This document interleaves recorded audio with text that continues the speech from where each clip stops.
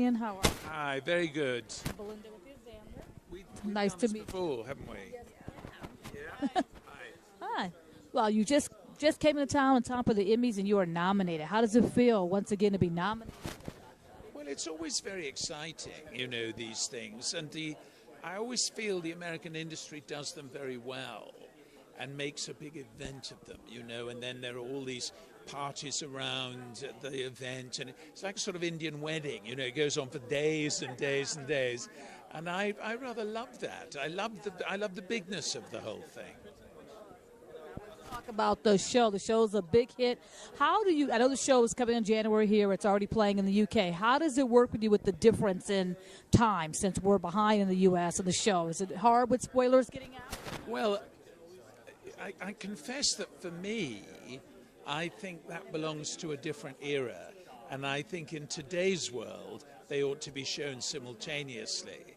And I don't really understand why that's not possible, although obviously it's not my business to make it possible, so nobody asks my opinion. But I think the world's too small for that now. 30 years ago, it was a different thing. But now there are spoilers, the internet, everyone. I think it's disgusting that, blah, blah, blah. And unless you sit there with a sort of sack over your head, you're just bound to get some of the leaking, spoiling stuff. And I would like to see them going out in America, later because we're ahead on time, but on the same day. I think that would be great.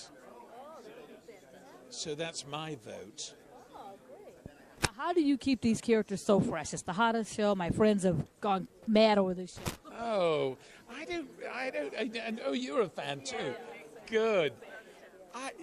You must never really think like that. You just have to think, I've got to make a show that I want to see. And is this interesting? Do I care about this? No, chuck it out.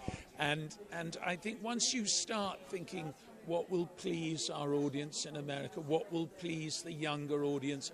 What will please that way lies ruin and death.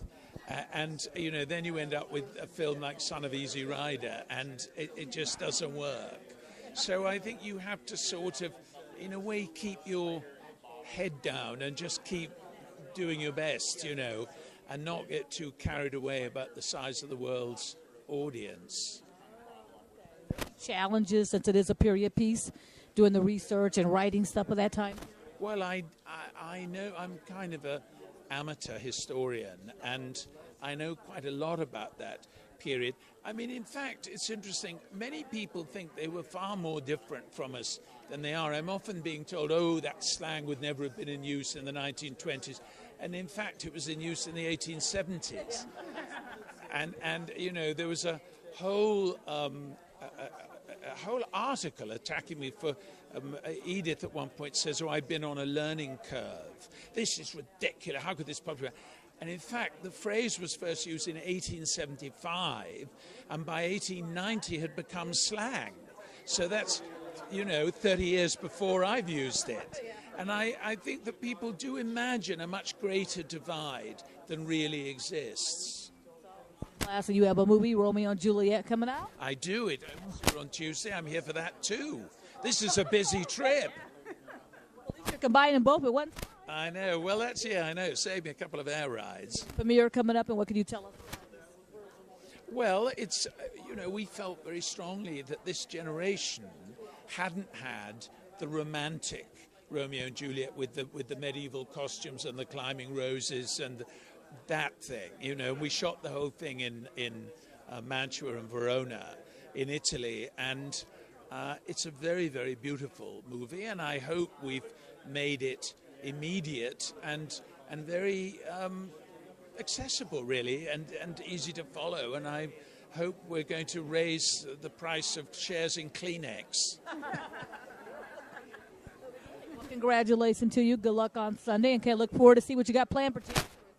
Oh, well, thank you very much. Nice talking to you.